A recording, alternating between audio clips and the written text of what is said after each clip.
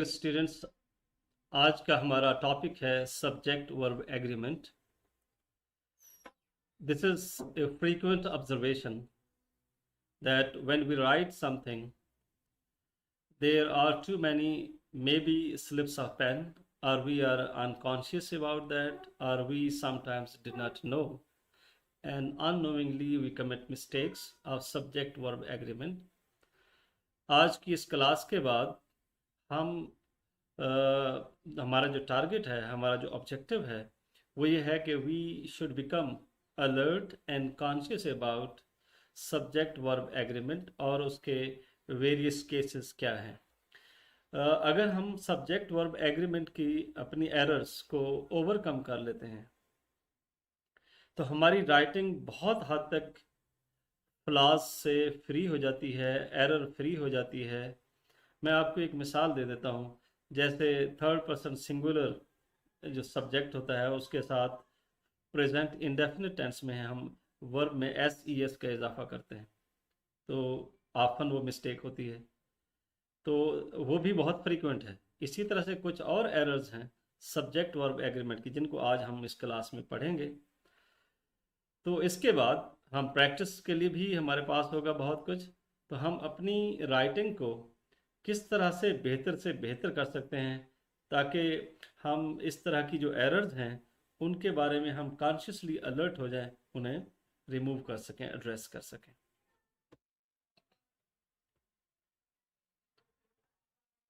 हम देखते हैं कि सब्जेक्ट वर्ब एग्रीमेंट जो है उसके मल्टीपल केसेस हैं.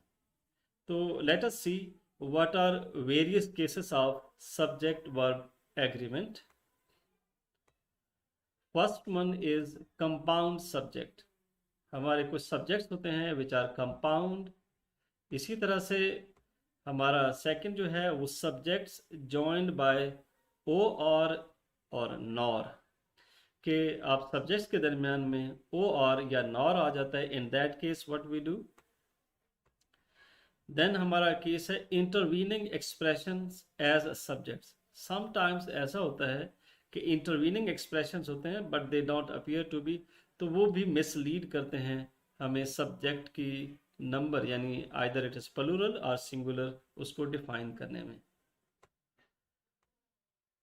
Then verbs preceding the subjects. कुछ केसेस में ऐसा होता है कि आमतौर पे तो ये है कि सब्जेक्ट वर्ब से पहले आता है. हमारा जो एक कॉमन स्ट्रक्चर है सब्जेक्ट वर्ब ऑब्जेक्ट होता है. एंड इन सर्टेन केसेस हम देखते हैं कि वर्ब जो है सब्जेक्ट से पहले आ जाता है. वहाँ पे हमसे क्या एरर्स हो सकती हैं, we will be alert about that.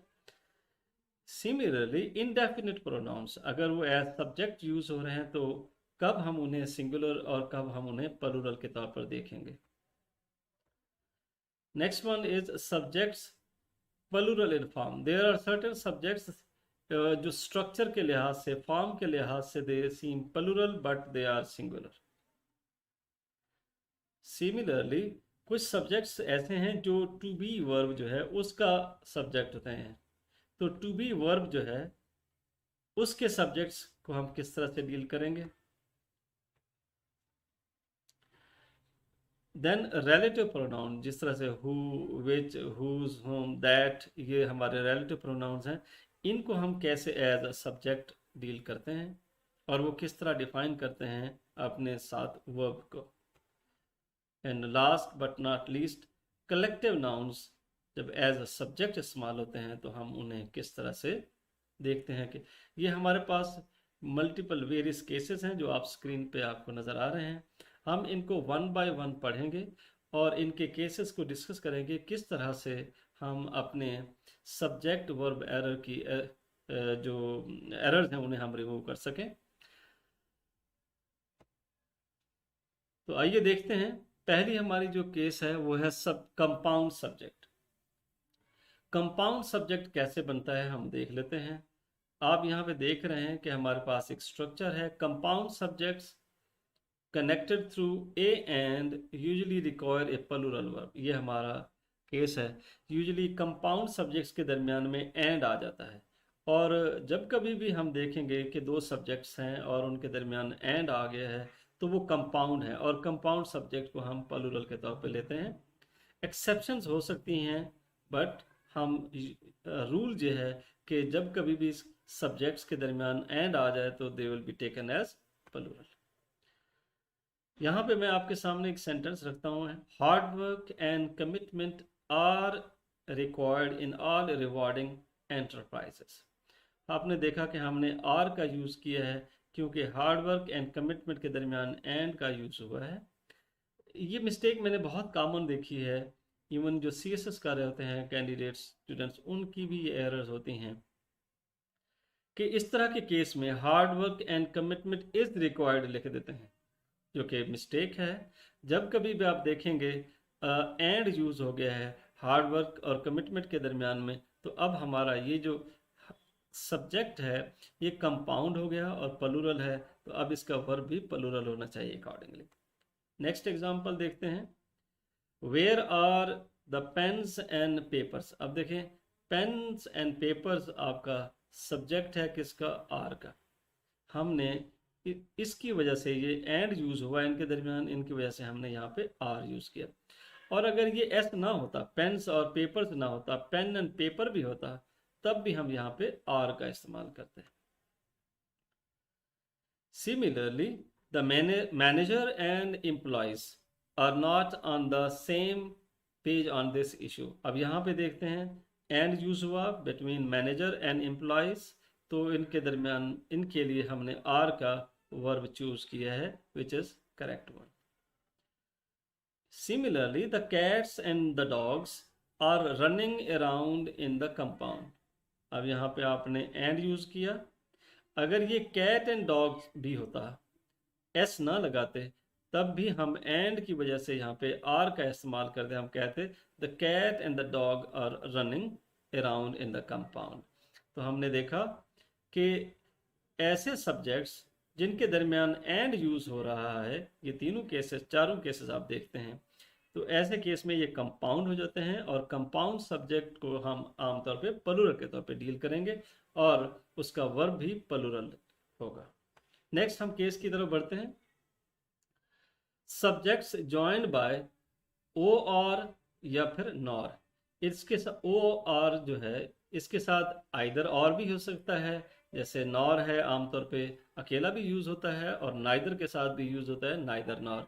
ऐसे केस में जब कभी भी ये यूज होंगे तो आपका सब्जेक्ट जो है, हम देखेंगे कि अब इस केस में हमारा वर्ब किसके हिसाब से होगा। याद रखिए कि जब कभी भी हम ओ और या नॉर का इस्तेमाल करेंगे तो हमारा वर्ब नियरेस्ट सब्जेक्ट के हिसाब से होगा।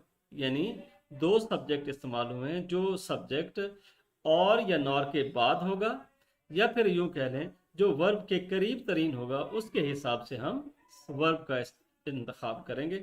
मिसाल हम यहाँ पे देखते हैं, द प्रोफेसर और हर स्टूडेंट्स राइट। अब देखिए कि यहाँ पे और का इस्तेमाल होगा, और के बाद का जो सब्जेक्ट है वो है हर स्टूडेंट्स।